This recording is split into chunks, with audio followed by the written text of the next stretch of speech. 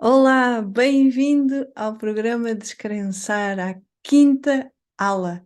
Hoje, nesta aula, vamos falar da intenção do comportamento de cada ser humano.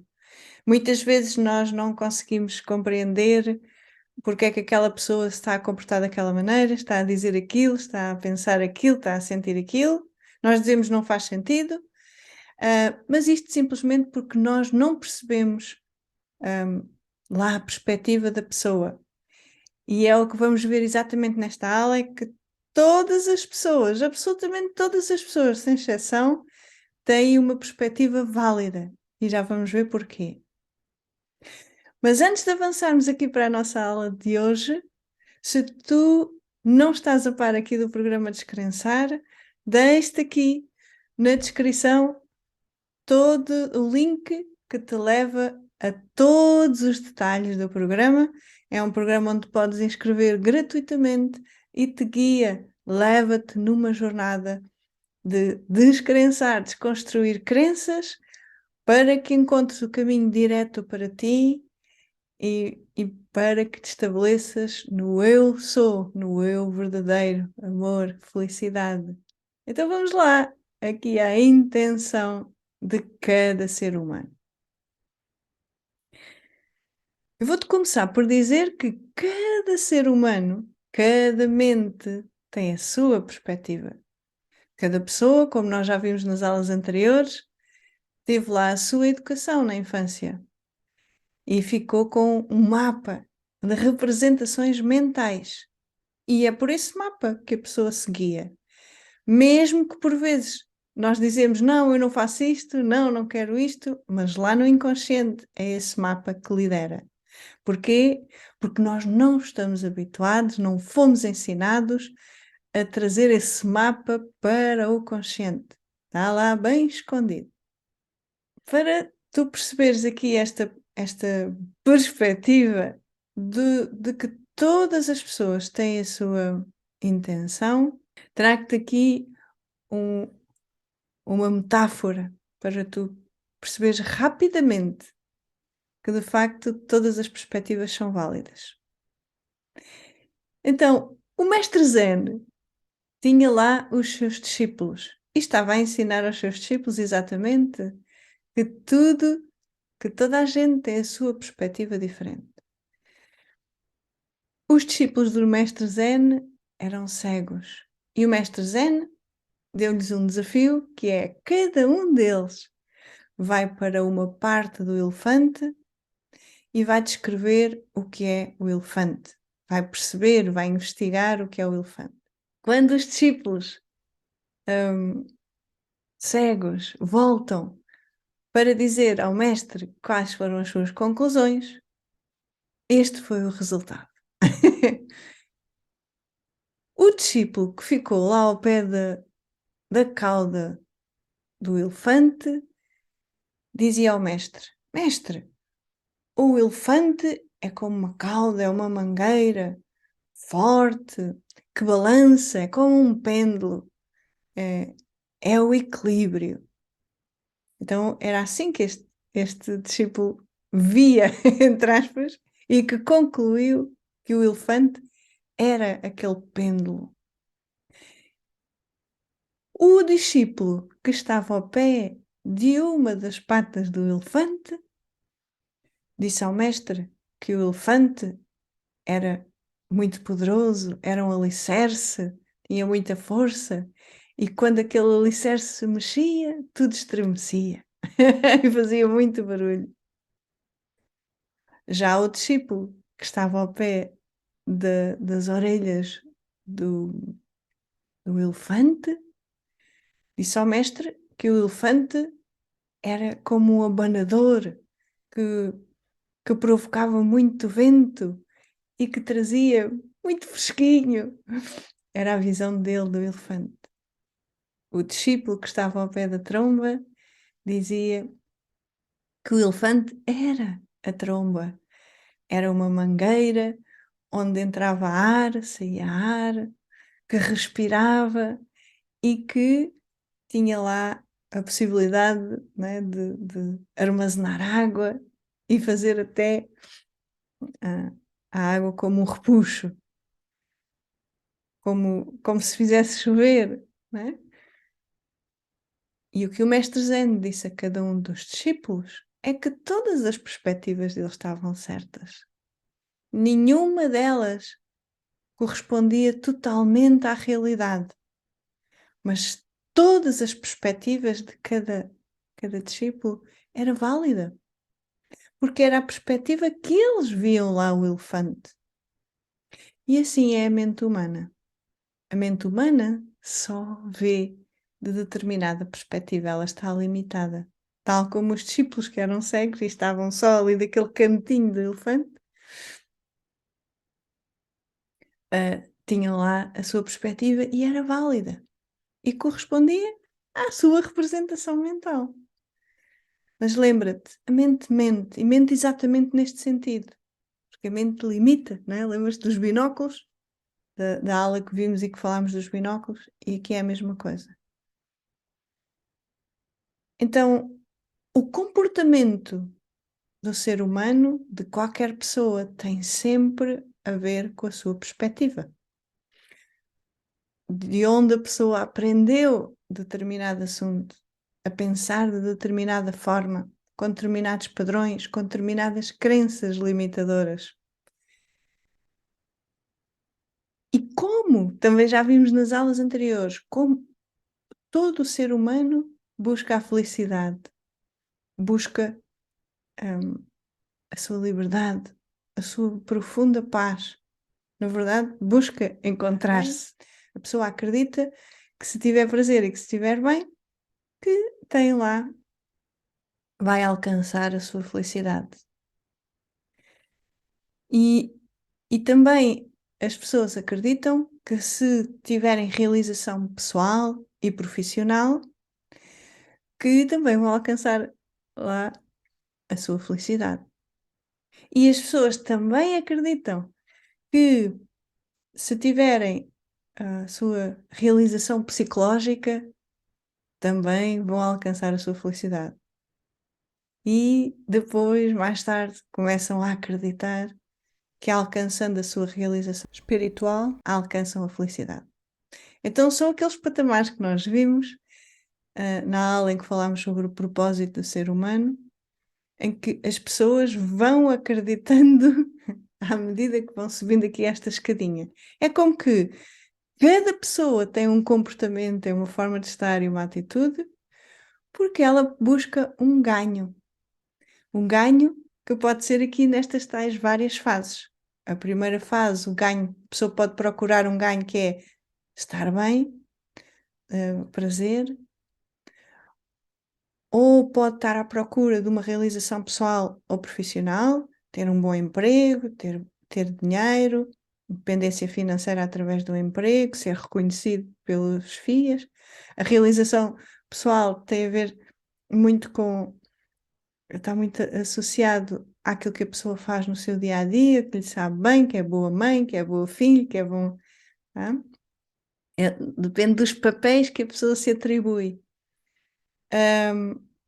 E quando falamos, por exemplo, em realização psicológica, estamos a falar mais a nível de intelecto, mais a nível de, por um lado, ter as emoções equilibradas, estar emocionalmente estável, e por outro lado, são aquelas pessoas que buscam compreender as coisas, porque lá está, acreditam que é o conhecimento que lhes traz a felicidade. E por fim, a pessoa busca uma realização espiritual, isto é, a pessoa procura reconhecer o espírito que é e viver à luz desse todo que é. Cada comportamento que tu tens, cada comportamento que qualquer outra pessoa tem, está sempre à procura de um destes ganhos. A pessoa quer aquele resultado, não é? Que é quando as pessoas dizem realização de sonhos, isto tem a ver com a realização pessoal, ok? E que tem sempre a ver com as crenças limitadoras. Boa? Se tu vires um pai a gritar com um filho, o ganho que aquele pai quer ter ali é a realização pessoal, ele quer ser bom pai, ele quer educar aquela criança, ele quer o melhor para o filho, tá? Mesmo que não seja esse o ganho que aquele pai procura, pode querer impor-se, quer ser respeitado, quer se sentir suficiente. E é aqui que eu quero chegar. Todos estes ganhos que falamos, o ser humano está sempre à procura de suficiência. Porque lembra-te, o ser humano é o falso eu, é o ego, que quer se sentir suficiente. Então, e lembra-te daquilo que eu te disse e que te digo na maioria dos vídeos: o ego faz de tudo para alcançar resultados, para se sentir suficiente, para se defender, para se sentir completo, incluindo explicações e justificações que te sabotam. Mas é isso que ele está programado para fazer. Então, isto é fundamental, tu lembraste, quando estás a julgar alguém, quando tu estás a criticar alguém, dizendo subtilmente, às vezes até, aquela pessoa, aquele pai não devia estar a gritar com o filho. Lembra-te, aquele pai está cego pelas emoções, está identificado com o ego. E se está identificado com o ego, ele está em busca de um ganho, ele está à procura de algo ou para se sentir bem, para se sentir respeitado, mas no fundo é sempre para se sentir suficiente, para se sentir bom pai. E portanto, nós vendo de fora, em primeiro lugar, se nós vimos de fora e estivermos esquecidos de quem somos, que somos amor, que tudo é amor, nós não, nem sequer, nós vamos estar cegos pelas nossas emoções. Então vamos estar a fazer exatamente o mesmo que aquele pai está a fazer. Isto é só, eu estou só aqui a pegar neste exemplo para tu perceberes isto melhor. Então, numa primeira instância, nós vamos estar cegos, vamos estar a fazer exatamente o mesmo que estamos a criticar naquele pai. E em segundo lugar, nós também estamos à procura de um ganho, inconscientemente, não é? Que é o quê? Nós queremos ter razão, é o nosso ego que quer ter razão. É como se o ego dissesse assim: eu critico aquele pai porque eu, se fosse pai, eu não faria aquilo, como quem diz, eu faço melhor do que aquilo. Por isso, o que é importante aqui é isto, agora chegamos aqui ao passo a passo. Mas é importante que tu, antes de entrares aqui no passo a passo, que compreendas bem esta primeira parte da aula. Que não tenhas dúvida, nesta altura, que não tenhas dúvida que qualquer pessoa faz com uma intenção e que qualquer comportamento é válido. Mesmo em caso que tu consideres grave, por exemplo, já esta questão, né, do pai bater na criança, quando uma pessoa passa por alguém e não, que está em aflição e não faz nada, ou um homicida, por exemplo, não é? Uma pessoa que mata, a pessoa tem uma intenção, a pessoa quer ser suficiente, tem os seus padrões, tem as suas crenças limitadoras lá a buzinar-lhe dentro da mente e faz aquilo que o ego lhe diz para fazer. Lembra-te, a maioria dos seres humanos estão nesta hipnose mental, nesta hipnose do ego. Só fazem aquilo que o ego diz para fazer. E só quando a pessoa se apercebe que pode sair dali é que começa a mudar. Até lá, a pessoa só faz aquilo que sabe fazer, a pessoa não sabe fazer outra coisa. E portanto é super e é super importante e é fundamental que tu te lembres disto. Isto é, o que eu te estou a dizer é que da mesma forma que qualquer outra pessoa tem uma perspectiva válida, tu também tens. O problema é que nós não somos alertados para isto, não percebemos isto ao início, depois, quando estamos atentos, aí sim começamos a perceber que tudo aquilo que eu faço tem uma intenção. Mesmo quando tu sentes culpa, tu fizeste porque tinhas lá uma intenção. Estavas com medo, estavas-te a sentir culpada, achavas que devias ter feito de outra forma e não fizeste, mas tu não fizeste de outra forma. É porque não te lembraste de fazer de outra forma. Então é fundamental que tu entendas isto na teoria, agora, antes de avançares para os passos, tá? Se tens dúvidas, envia uma mensagem. Na plataforma do programa tens lá, no fim, tens lá todos os contactos possíveis para falar comigo, ou até mesmo aqui nos comentários. E se entretanto tu ainda não subscreveste aqui o canal, subscreve para seres notificado de outros vídeos, até que não sejam aqui o programa Descrençar, de outros vídeos que falam exatamente no dia a dia, onde é que surge aqui esta intenção, e são lembretes, não é? Que nos despertam para nos lembrarmos novamente deste ensinamento aqui do Mestre Zen, dos discípulos e do elefante. Se já me estava a esquecer, aquela pessoa está a fazer aquilo porque ela não está a ver outra perspectiva. É aquilo que ela sabe fazer.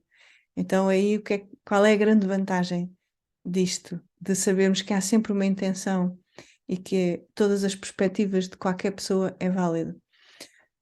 A vantagem é que tu deixas de comparar, deixas de criticar os outros, deixas de julgar os outros e, consequentemente, isso quer dizer que deixas de te julgar a ti.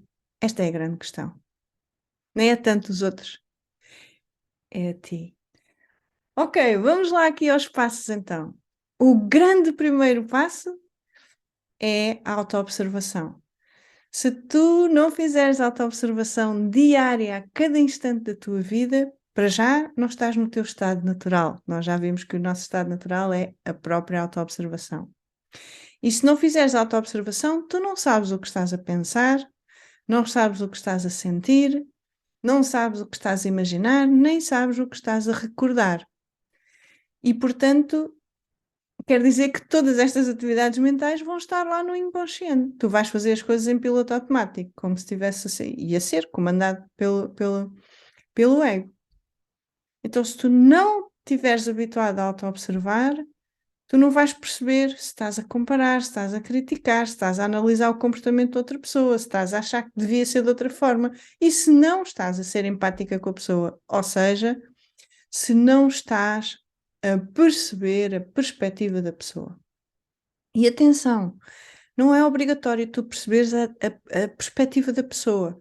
Só é importante que tu te lembres que a pessoa tem lá a perspectiva dela e tem o direito à sua perspectiva e que a perspectiva é válida, tá? Portanto, autoobservação é muito importante e é o grande e primeiro passo. O segundo grande passo é de facto lembrares que todas as pessoas têm a sua intenção e que estão à procura de um ganho.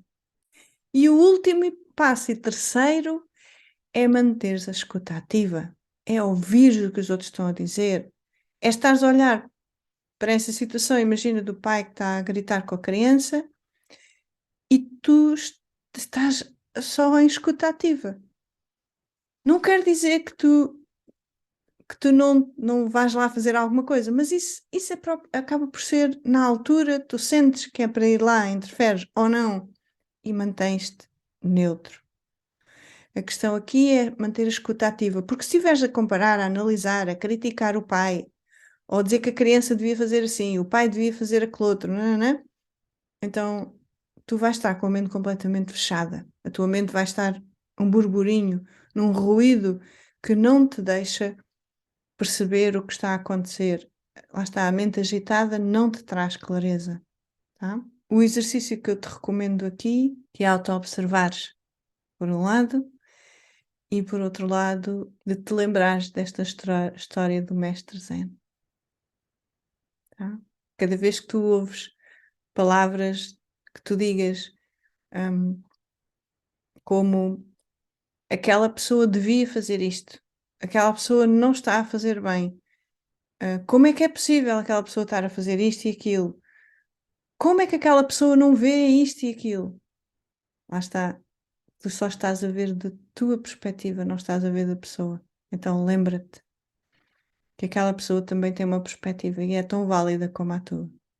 Sim? Boa prática e agora recomendo que tu vejas a meditação complementar aqui da aula 5 para assimilares este ensinamento, para assimilares este entendimento sobre a intenção e a validade de qualquer perspectiva. Beijinhos e até à próxima aula.